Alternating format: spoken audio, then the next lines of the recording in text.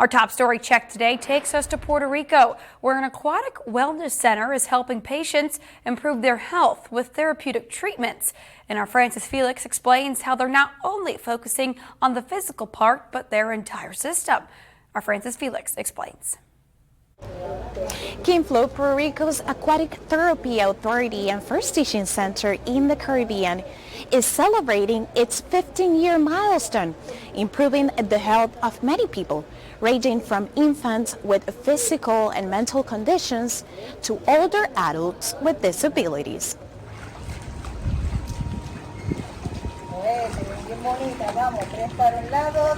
This aquatic therapy center was established 15 years ago by Debbie Torrellas.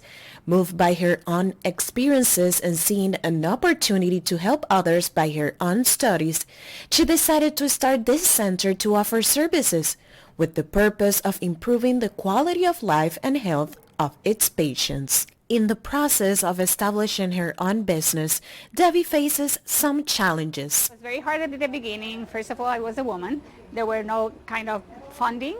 There were no helps from the government, and I couldn't have any kind of bank support because I was a woman and it was a new concept. So at that moment it was very hard. So I did everything on my own.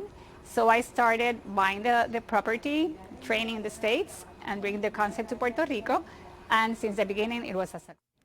She explained that the therapy treatment not only focuses in working the physical area, but also the nervous system of the patient. So we address not only the physical ailment that the person comes with, but we also direct our therapies, our modalities, just to bring that nervous system to heal the whole body as its own. So if we improve our nervous system, we can improve our mental health. So what we do is that we heal the nervous system, so the nervous system really helps everything else. Intensive care unit, which is this small pool, which is not that small, but it's where we do Watsu, healing dance, and we do craniosacral therapy in the water, and we also combine them with lymphatic drainage, with visceral manipulation, and other therapies like Reiki.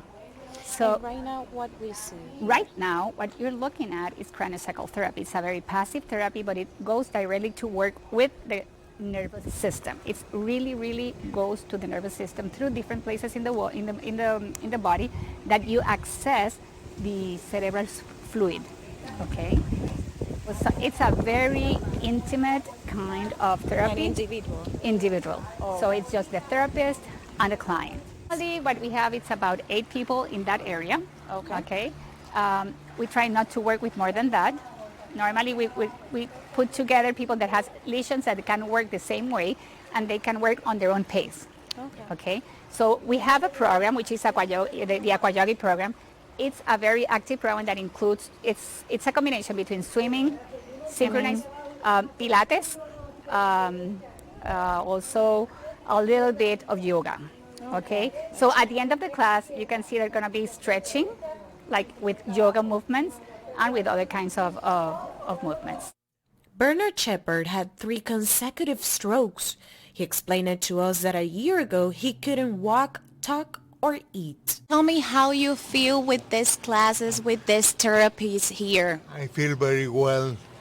I've been here like a year, and when I came here, I couldn't use my left leg. Now I can use it a lot. Not completely, but very well. I couldn't walk, and now I can stand without holding anything. So it's very good. But now he's improving step by step. Every time, pasito, pasito. That's great. Even swimming. Now I'm learning how to swim again. Water, health, and wellness is part of the compromise that KingFloat has with the Puerto Rican community. Reporting from San Juan, Puerto Rico, Francis Felix. All right, thanks so much, Francis. Meantime, you've heard of shrinkflation and maybe greedflation before too. But here's another one to add to your vocabulary: tipflation. Yeah, shoppers report seeing more and more tip requests in more unusual places. As Isabel Rosales reports, you might not be able to escape it while holiday shopping, even from home.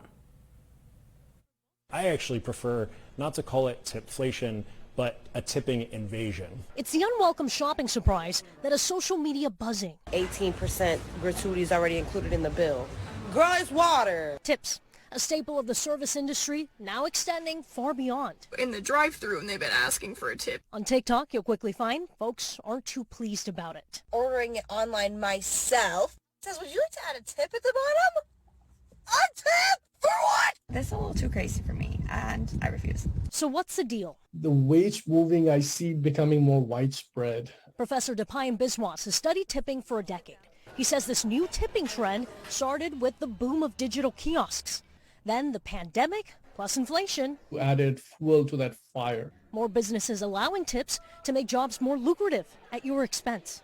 That's my biggest worry, that it might actually affect the industry where it really matters the most. This is Mr. Manners. The very concept of a tip is that we are rewarding a service employee who's being paid less than minimum wage. Thomas Farley has a tip without hesitation list, and just 3 people make the cut: servers, bartenders, and washroom attendants. I really wonder, where's the line? It has accelerated beyond all of our wildest nightmares. To avoid tipping, pay cash. But if plastic is a must, You need to own your position. You do not need to feel guilty about it. there's power in saying no. Now that's worth a tip. I'm Isabel Rosales reporting. Interesting stuff there. All right. Well, 'tis the season for holiday travel and holiday shopping, as you saw it there. But holiday travel comes with packed planes and airports. Now imagine getting to your destination and you discover you have no suitcase waiting for you. While that is a rare occurrence, take a look at this. In the first 6 months of the year, U.S. Airlines lost or damaged 1.5 million pieces of luggage. Now that's more than double from the year prior. Rachel Polensky reports on how one person's loss can be another person's gain. When you're at baggage claim, When I got there, my luggage was not there. it's not hard to find folks who have lost their luggage. It's kind of a little bit to be expected. While the majority of passengers, and we're talking 99.5%, do get their bags back, It ended up taking 4 days to get our luggage back. have you ever wondered about that other 0.5%? Those bags may end up in Scottsboro, Alabama, here at the Unclaimed Baggage Center. When millions of people are traveling every single day, that fraction of 1% really does add up to a lot of unclaimed bags. That's nice. You're looking at the contents of those bags right here at the nearly 50,000 square foot storefront, which has become a tourist attraction to more than 1 million shoppers each year. Definitely. Just like Verla Doolin from Ohio, This is exciting. Yes! who agreed to open an orphan suitcase in something the company calls the baggage experience. Look at this. A men's long sleeve button down shirt. That looks good. Verla didn't find any emeralds or rubies. Oh my gosh, look at that. She did walk away with a nice souvenir. Wow, I love this. Isn't that cool? So how exactly does a lost suitcase make its way here? Well, the airline has 90 days to get the bag back to its rightful owner.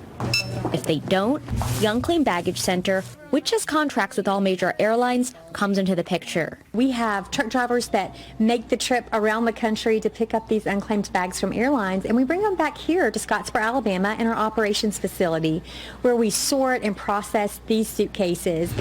Then, each item gets sorted into one of 3 categories: sell, donate, or recycle.